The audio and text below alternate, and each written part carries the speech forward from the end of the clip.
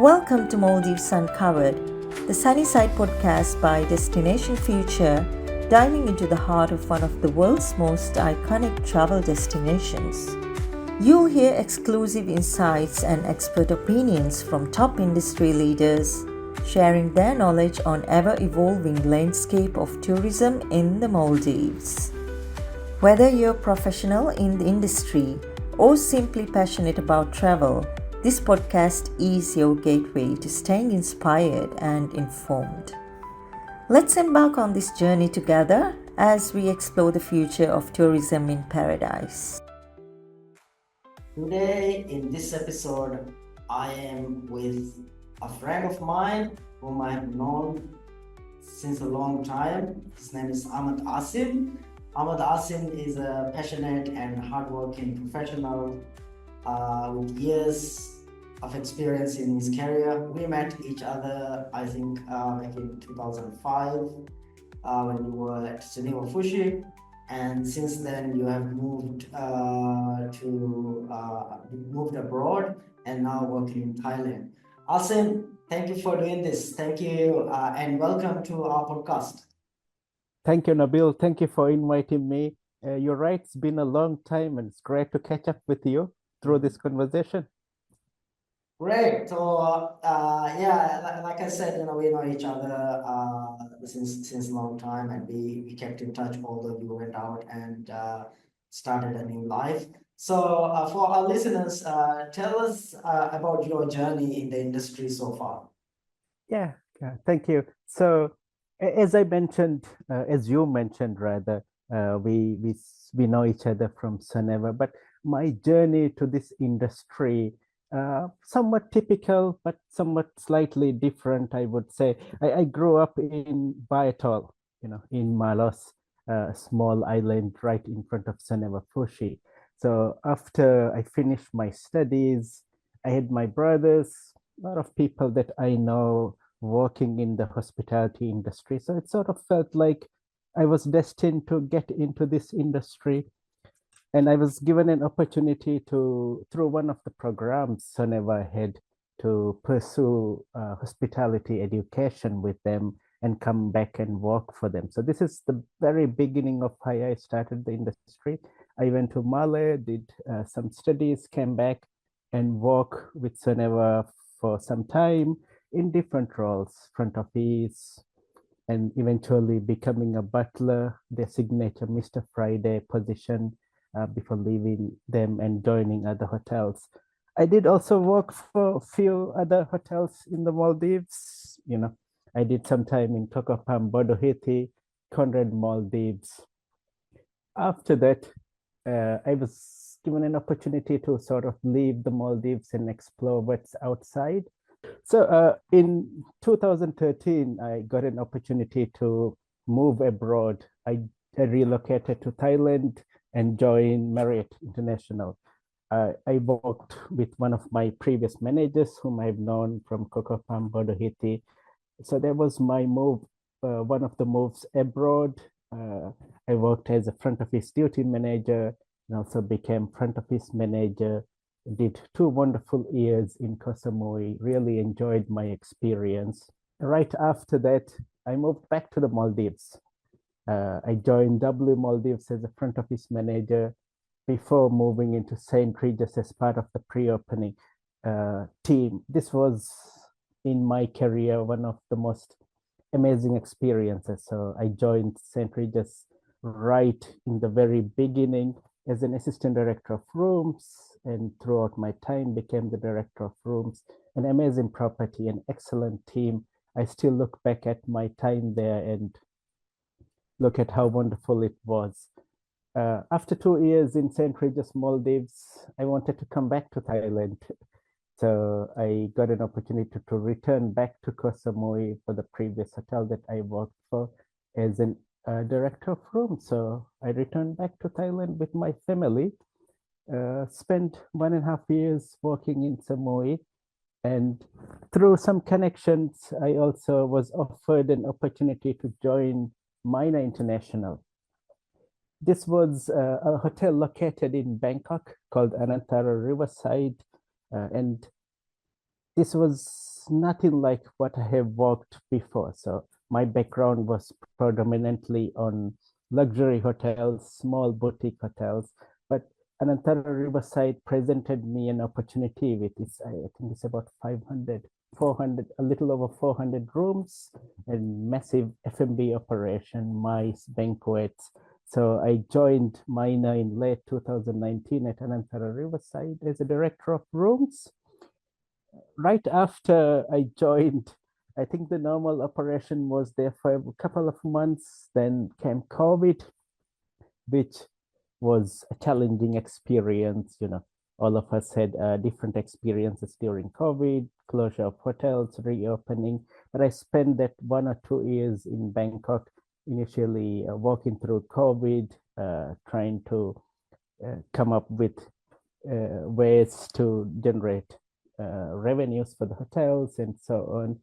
And after that period, I was given an opportunity to take over as a hotel manager in Awani Plus Riverside, which is right next to Anantara Riverside. Later on, I also did resort manager back to Anantara Riverside before taking on my current role as the GM of Anantara Rasananda, located on the wonderful island of Koh Phangan. This was back in February 2024. So I've been in this role for a little over a year now. What a Yeah. journey. Wow, I nearly missed your return to the Maldives. In my Yeah. mind, you went away and didn't come back. But now I remember, yeah, you were in Yeah. W, then you I were in did. St. Regis. Yeah. I Yeah. did come back because I think that time in W and St. Regis was wonderful. I worked with some of our colleagues that we know, Anil and Oh, Iman and yes, so yes. on. Yeah. Incredible story and an amazing journey. I love, nothing in life, as they say, is a straight line. You have definitely moved from one place to the other, different roles. Yeah. But I wanted to ask, you said, your first move abroad was through one of your former managers who helped you set up, move to Thailand, right? So what Yeah. was the motivation behind? Were you looking for just to get more experience, or you were just fed up of, what's going on, and then, Maldives, the routine of Maldives, and wanted to go abroad? What was the motivation for this move? Yeah, I wouldn't say I was fed up, but I was always curious to learn how the hospitality industry operated outside of the Maldives. I mean, we have wonderful hotels, very luxury setup. My Just to correct my initial one before Thailand, I did a small 3 months in Seychelles. So from Conrad, I moved to Seychelles initially to work for Raffles, but I didn't really like that experience for different reasons and then moved to Thailand. So my initial thought process when I was first moving to Thailand was, is this really going to be challenging? Is it going to work out? Because you haven't really worked outside of Maldives. The main motivation was I also wanted to drive my career, grow it, learn what uh, Maldives industry would not perhaps be able to teach me in that sense. So I had no plans. I wanted to come to Thailand, experience work, and if I can get experience 2 3 years and I go back to the Maldives and continue it, I was okay with it. But it turned out I loved working for Thailand and living in this country now, looking back at the 8 wonderful years I've spent here. For us living, also growing up and living in small islands, and beautiful islands, Yeah, sometimes when we go abroad, we definitely I get overwhelmed in, your with the traffic and the busy schedule of other countries when compared to our village or island life here, yeah. which is rather slow paced. So just on that, what were some of the biggest challenges you faced while adopting to the new life in overseas, or working in overseas, and how did you overcome those? Any examples you can share with us?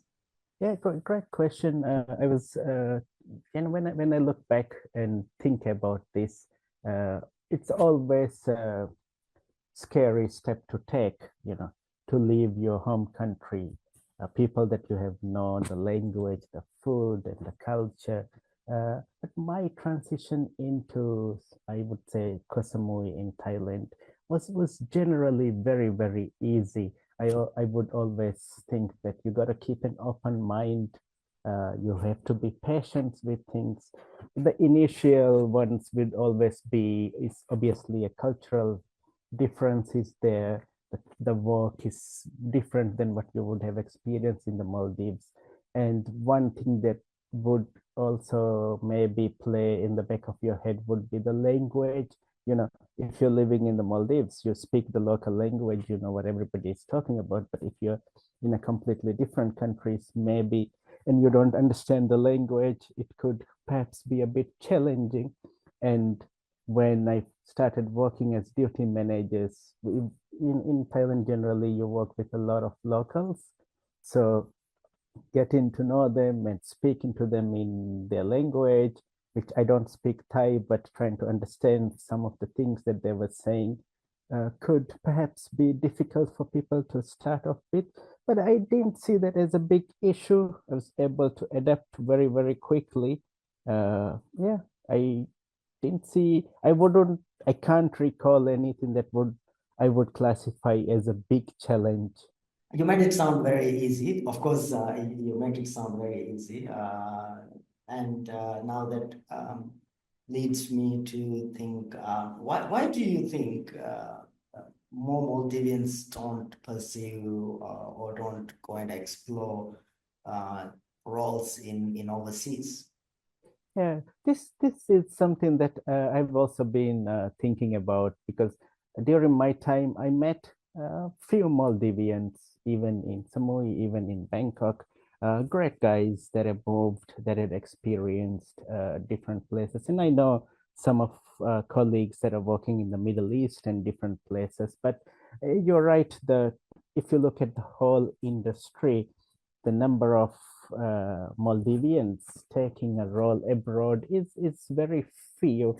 I would say that this is something that perhaps maybe need to change slightly, because if you could go out, get a couple of years of experience, that would help you when you come back to the Maldives to really grow in that. Few reasons that I could think of, Maldives is an amazing destination.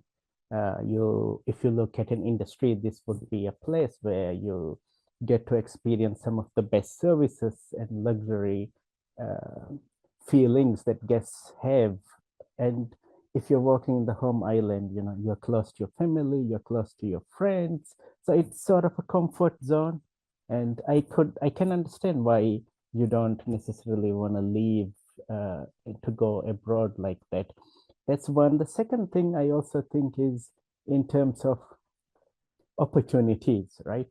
Uh, there perhaps be people that are looking for opportunities to go abroad that they don't get the right opportunity, and sometimes there can also be certain situations where when you're offered a job outside, you try to compare the package, the living arrangements, financial rewards of it, and then you might feel like, okay, I should stay back in the Maldives. uh, there I, there could be many reasons for it, but I would really tell our listeners that it is a good step to take. It's something that would give you a lot of different experiences. What do you think, Nabil? What do you think is the reason why there isn't many people moving abroad?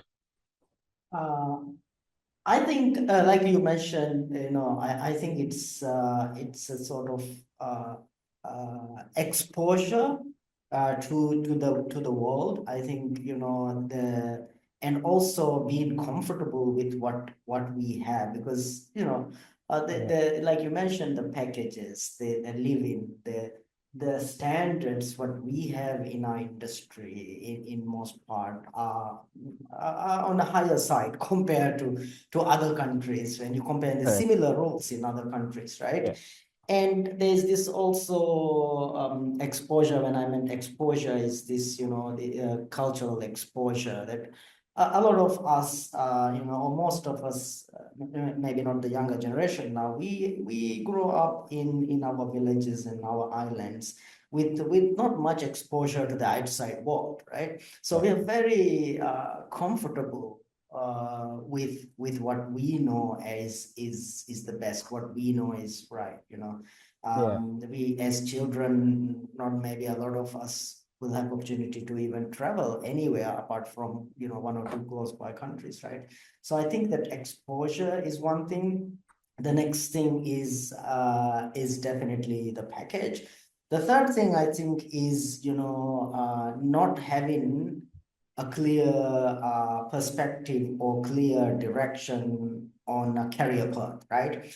If, let's say, from a young age, if someone is guided, okay, from an intern or front office to be guided as a front office manager, then to a general manager, if there's a clear direction given by a mentor, given by a leader, given by a parent, a teacher, then maybe we could encourage people to go. I think that lack of plan, that lack of direction is also one thing.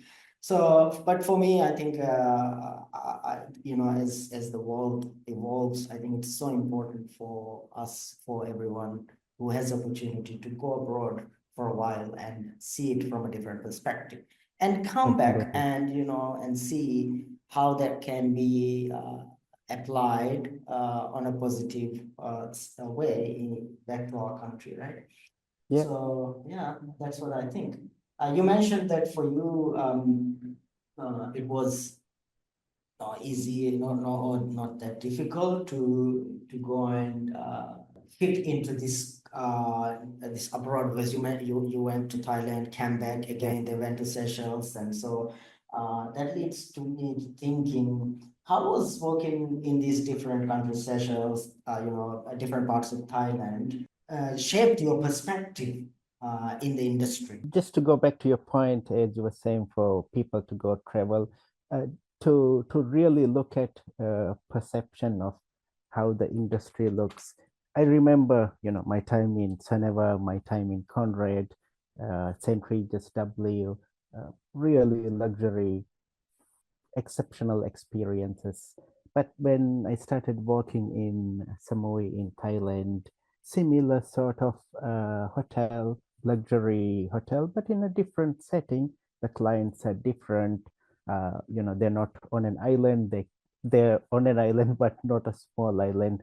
They could go out of the resort. They would go and be part of cultural experiences and things like that, where you would be your operation or things that you learn will be very different to that on a small luxury island in the Maldives. But my perception really changed when I went to Bangkok, because the likes of mice banqueting, big Indian weddings of 500, 600 people, these are things that I was lucky enough to experience and be part of it. I'm sure in Maldives also there is, to a certain extent, these kind of things, but it opens up things that you haven't really thought about before and gives you experiences. You learn a lot from how we operate hotels in different situations. And because if your hotel is located on a city, you would also be looking at how you're going to attract your domestic market to come in, how you're going to attract your consumers to your F&B outlets to come from outside. It's not only in-house guests, right? So you start to learn a lot of different strategies and a lot of different ways that you would look at the industry, which in Maldives, to a certain degree, I think is limited of stuff that you can learn in that aspect. So this was the when I look at my perception of the hospitality industry, the fundamentals are the same. In Maldives, you emphasize on luxury, on privacy. Whereas in Thailand, you'll be focusing a little bit more on the warmth, the hospitality, and the local authenticity of the experiences. But everybody at the end of the day is looking for great, memorable experiences delivered in a different cultural context to each and every guest. So it really broadens the way you think about this industry and gives you a lot of experiences in my view. Absolutely. I think what we have as before the session podcast started, also we discussed what we Yeah, have in the Maldives is just a very unique, very niche kind of tourism. Like you mentioned, MICE tourism and many other segments of the market we simply do not get because the way our resorts are built. So a lot of staff or the industry professionals don't get to experience this firsthand, whether it is big weddings or big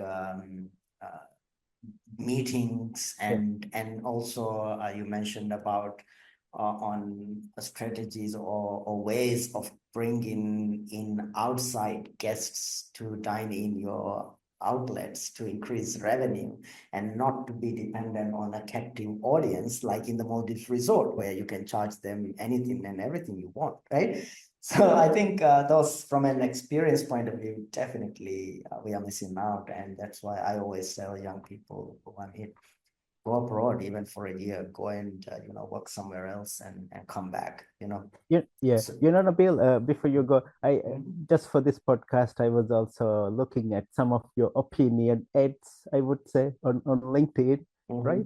mhm, mhm. You've given some great, and I came across this article where you've written about how we diversify our offerings in the Maldives, where you mentioned about mice, right? There's potential to perhaps look at this. I don't know if the infrastructure is right, not to bigger extent, but niche corporate retreats and stuff like that. I mean, I strongly believe, I'm sure industry broadly also believes that there should be many more reasons people should visit a destination, whether it is Maldives or wherever. It just cannot be to dive, to lay on the beach or to do. It should be for various reasons because there are various types of travelers, right? And that's my context of creating. I always say when you're marketing the destination, especially a destination marketing at a national level, it should be creating enough reasons for people to travel to the destination. It could be events, musicals, Yeah. mice, and the whole thing, right? So it's a very big, very passionate or very uh, topic that is close to my heart. Moving on, what would you say to young Maldivians who are who wants to build a career and maybe thinking of going outside the Maldives? Any specific tips you want to share? I would say, in simplest term, go for it. What I mean by it is that whatever the fear factors that you might come across, like to about our previous discussion in terms of package, your living, and so on.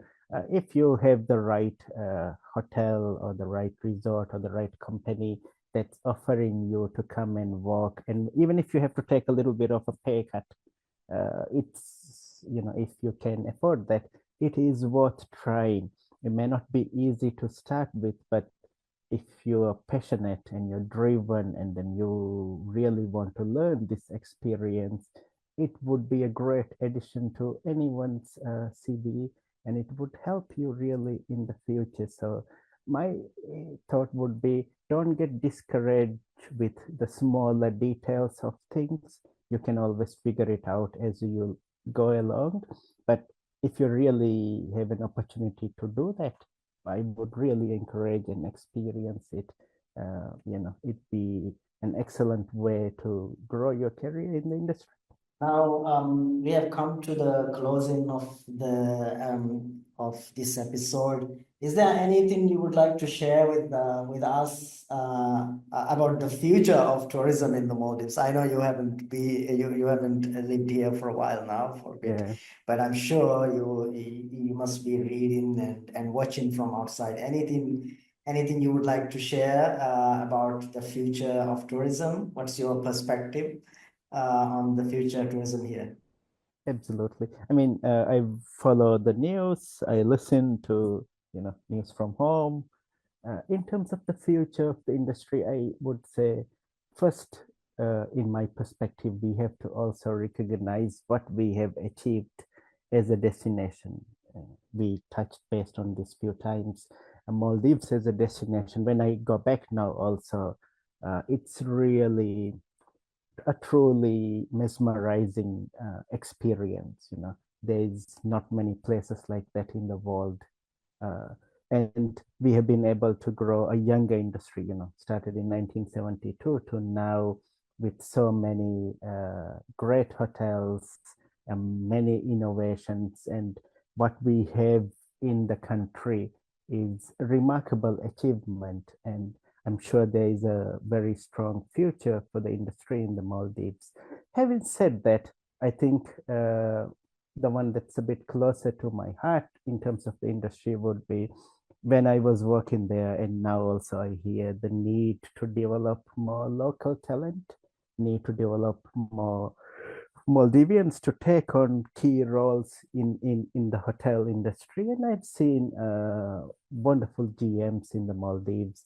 I've seen, CEOs and CEOs of companies in the Maldives tourism industry, which is great to see. But looking at a bigger picture, I do think that the development of local talents perhaps is still not there where we want it to be.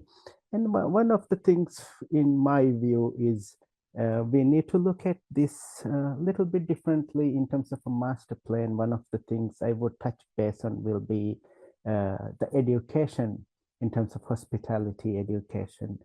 I know you work for mine as well, and I'm not saying this because I am working for the company, but when I was working in Bangkok, I met few Maldivians who were studying there because mine has opened this hotel school called AIHM, Asian Institute of Hospitality Management, in partnership with La Roche. So I get to meet a lot of Maldivians who came, sponsored by hotels, minor hotels in Maldives, to go through studies, do degrees and go back and become managers and develop them.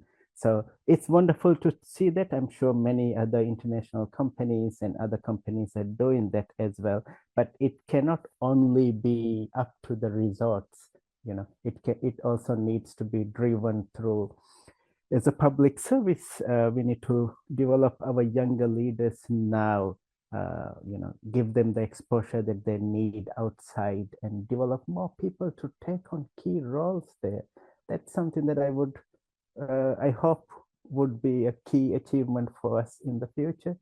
And lastly, I know we mentioned that we have made really great progress in the industry, but in order to go for the future, we also need to look at, a long-term strategy that doesn't necessarily change that frequently. A long-term vision that's led by key leaders in the industry that have the vision to take us to the next level, and I'm sure we'll be able to do that. That's my final thoughts on it. Now, before we close, I have one question. It's not a trick Sure. question. So, as a Maldivian living and working abroad and living your life in hotels, on your personal holiday, where would you go? Where would you go? You don't have to name names, but what is your ideal location to go on a holiday with the family? You mean back to the Maldives or any destination? Any destination, any Oh, destination.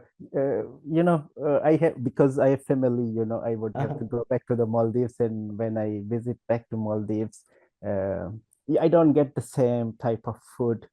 So when I go back, I still like, the short eats, Riakuru and these kind of things that you would experience. The Maldives is a destination, but overall, I like. I've been fortunate enough to go to some countries through work, through leisure, but one country I visited recently and I love to go back would be the United States because it's so big, right? You get to experience so many different kind of things. And I think in your sales time also, we're fortunate to go and experience many destinations. But yeah, US is a destination I would like to revisit. Very good. I was anyway looking for the answer that you miss home and you always want to come back. So you mentioned it there. That was the Yeah, of answer I course. was Yeah. looking for. Of course, there's no better place than No home to better come place and at home, yeah, right? My exactly. only problem is when I go back home for, couple of days, all I'm doing is just catching up for the lost time in terms of because my family will be preparing food or I'll be going and eating a lot of Maldivian foods that I miss over time, right? But Absolutely. And of course, being a kid once again on the island, going fishing, jumping off the yeah, jetty, things like that, exactly. right? Yeah, Good times, good absolutely. times. Thank you, Asim. Thank you so much. Thank you for coming on our podcast and sharing your experiences. Thank you. We'll speak soon again. Thank you. Thank you very much, Nabil. Take care. Bye. Cheers.